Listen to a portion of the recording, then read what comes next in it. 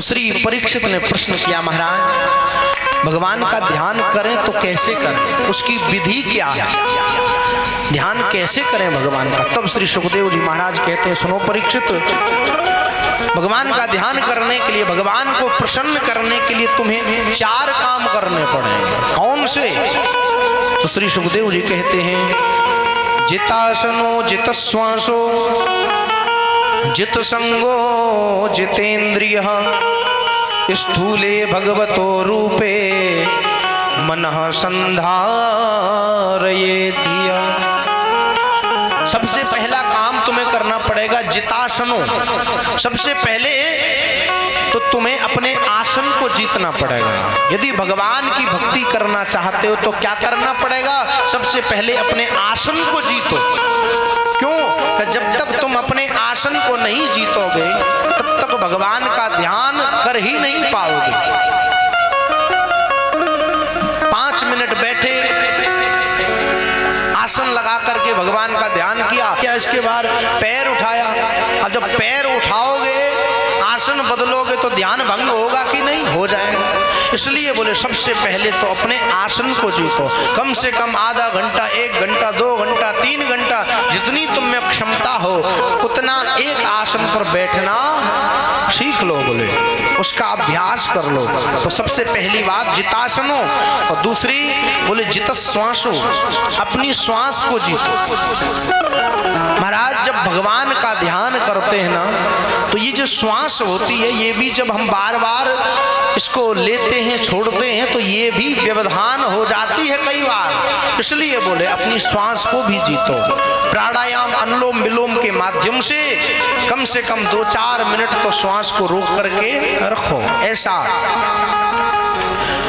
अभ्यास कर लो। तीसरी बात बोले जित संगो, कि अपनी मौज है निजी, उनका खुद स्वयं का ये आनंद है, इसलिए वो सदैव आनंद से रहते हैं। क्योंकि वो ज्यादा राग या द्वेष किसी से करते नहीं है, ज्यादा अपनी कामनाएं पालते नहीं है, और इसलिए आनंदित रहते हैं। और जो साधु भी हो भले ही, पर ज्यादा कामनाएं यदि उसके अंदर बसी हुई हैं, ज्यादा कामनाओं को वो पाल रहा है, तो वो भी दुखी रहेगा। तो मेन जो दुख का कारण है वो क्या है?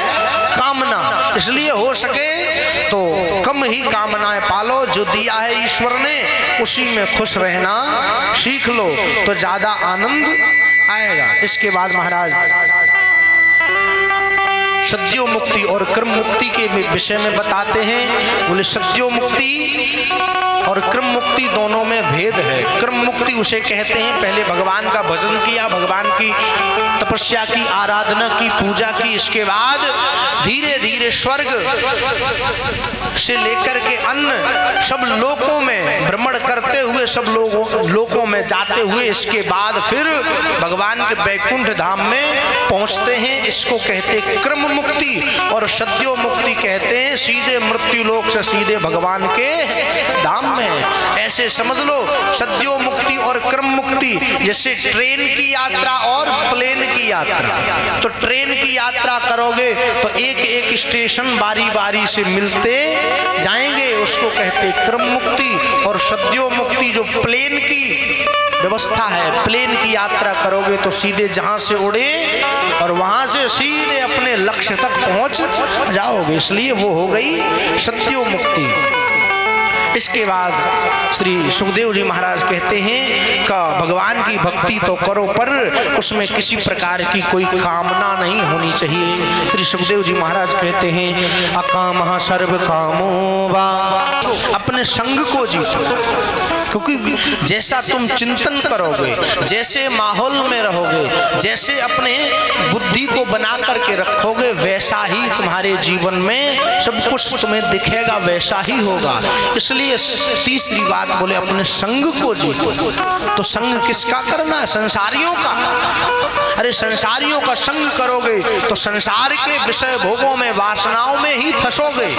इसलिए संग किसका करना है? बोले साधु पुरुषों का।